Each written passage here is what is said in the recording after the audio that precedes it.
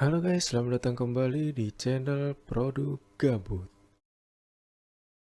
Kali ini kita akan membahas update settingan OBS untuk laptop kentang, khususnya untuk recording. Pertama-tama gue bakal kasih tahu dulu spek laptop gue di sini.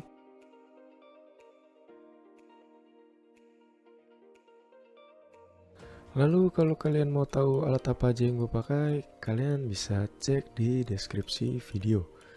Oke, langsung aja kita masuk ke OBS-nya. Oke guys, ini dia penampakan dari OBS-nya. Kenapa di sini gelap? Karena di sini nggak ada device yang gua pasang guys, jadi nonaktif semua. Oke, langsung aja kita masuk ke menu setting. Ya, di menu setting ini pertama-tama kita masuk ke advance. Di sini proses priority-nya kita rubah ke high. Untuk video renderer ini kita pakai Direct3D 11, color formatnya NV12, karena makin ke bawah ini makin berat ya. Lalu untuk color space kita pakai Rec 709, dan untuk color range ini sesuai dengan settingan warna teman-teman gitu. Oke, lanjut kita ke tab video. Nah, di video ini ada base canvas resolution. Nah, ini bisa teman-teman sesuaikan dengan spek PC teman-teman. Kalau misalkan teman-teman memiliki spek yang medium atau mengarah ke high, itu bisa pakai ke 1920 atau 1080. Tapi di sini karena laptop kentang gue merasa keberatan, jadi gue prefer pakai ke 1366 768.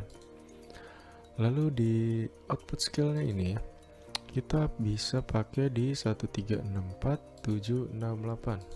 Nah, di sininya kita rubah disamakan dengan base canvas resolution-nya. Supaya apa? Supaya downscale filternya tidak aktif dan membuat CPU kita menjadi lebih ringan dalam mengencodernya nanti.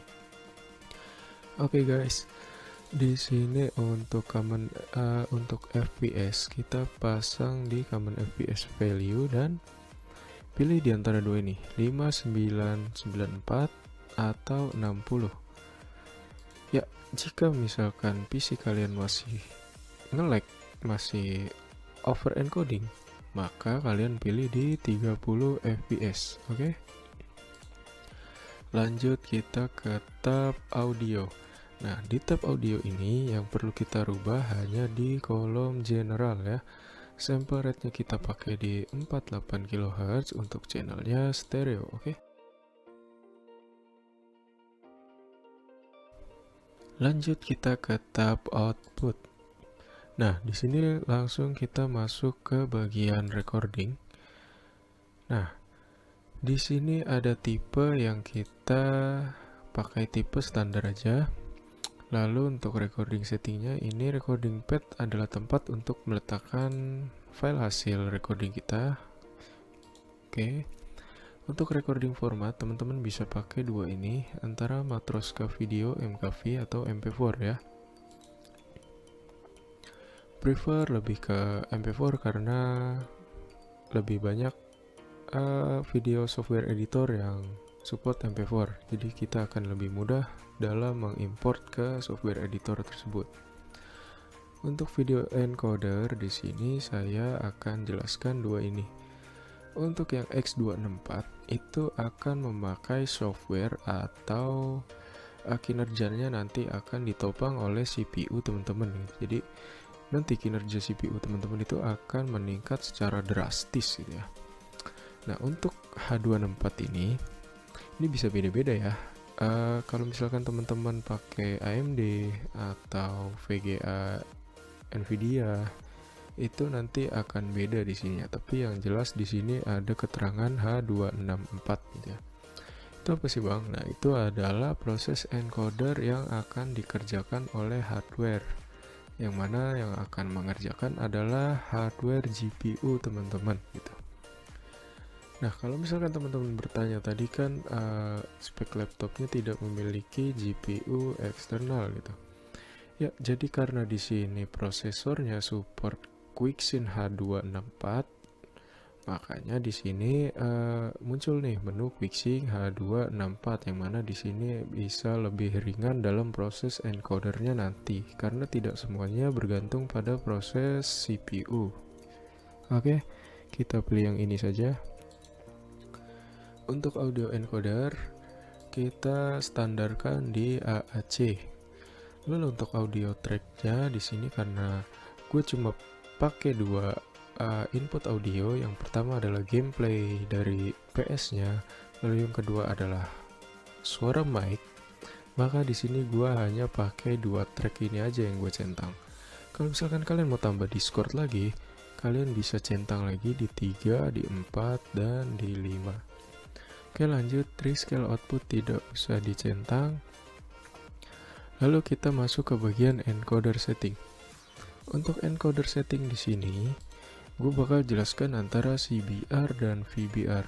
CBR ini adalah constant bitrate, yang dimana dia akan mengatur bitrate yang kita setting di sini itu menjadi defaultnya 40.000 kbps per detik dari awal video dimulai record sampai akhir video nanti di output gitu ya. Lalu di sini ada VBR. Nah, untuk VBR ini adalah variabel bitrate gitu ya. Yang mana nanti bitrate standarnya kita taruh di sini misalkan 5000. Nah, di sini max bitrate-nya 7500. Nanti bitrate teman-teman akan berada di standar minimum segini dan di maksimum segini gitu. Jadi menyesuaikan dengan scene yang terjadi di recordingnya, nanti encodernya akan otomatis mengarahkan menggunakan bitrate yang mana, yang pasti di antara ini ya gitu. Lalu untuk bitrate saya lebih rekomen pakai ke CBR, dan untuk bitrate-nya ini teman-teman bisa sesuaikan dengan kebutuhan teman-teman itu. Balik lagi, kalau saya merasa pakai standarnya itu 7500 masih burik gitu ya. Jadi saya up aja sampai ke 40.000 kbps gitu. Oke, untuk target usage di sini kita bisa pakai preset-preset ini ya. Yang mana dari quality ini jelas-jelas untuk menomorsatukan kualitas gitu. Tapi kalau PC kalian mampu, ya silakan dicoba gitu. Nah, untuk yang mana yang pas, kalau menurut saya ini antara 3 ini saja. Kalau teman-teman ingin lebih bagus lagi atau lebih sharp lagi videonya, kalian bisa explore aja ini. Di speed, di balance, di very slow gitu ya. Yang jelas ini quality sangat berat ya. Oke, lanjut untuk profile ini kita pilih di high. Nah, untuk di main atau di baseline ini saya merasakan kayak masih sedikit burik gitu ya, di beberapa scene masih ada sedikit pecahnya gitu. Makanya di sini saya pilih high. Untuk keyframe interval ini standar streamer ya. Ini 2 second. Lalu untuk latensinya bisa kita pilih normal atau ultra low ya. Nah, untuk B-frame ini kita nolkan saja. Oke, sekarang masuk ke kolom audio. Nah, di kolom audio ini ada defaultnya 160 ya. Untuk saya, karena supaya audionya lebih lebih smooth dan tidak ada delay yang berbunyi seperti cet gitu, saya lebih prefer pakai ke 128 gitu. Karena tadi pakai 2 track juga kan gitu. Oke, setelah selesai semuanya kita pilih apply dan oke. Oke guys, jadi begitu aja setting OBS-nya. Semoga ilmu yang gue share kali ini bermanfaat. Kalau misalkan kalian masih bingung, kalian bisa tanya langsung di kolom komentar guys. Oke, jangan lupa like, comment, dan subscribe. Akhir kata gue ucapkan terima kasih telah menonton tutorial ini. Wassalamualaikum warahmatullahi wabarakatuh.